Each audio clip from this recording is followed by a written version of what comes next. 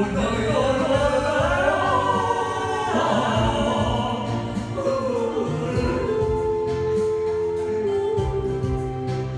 rơi đã là phận người ta áo chốt cô dâu cần hoa nhật tung với thành linh hoàng ca vội vã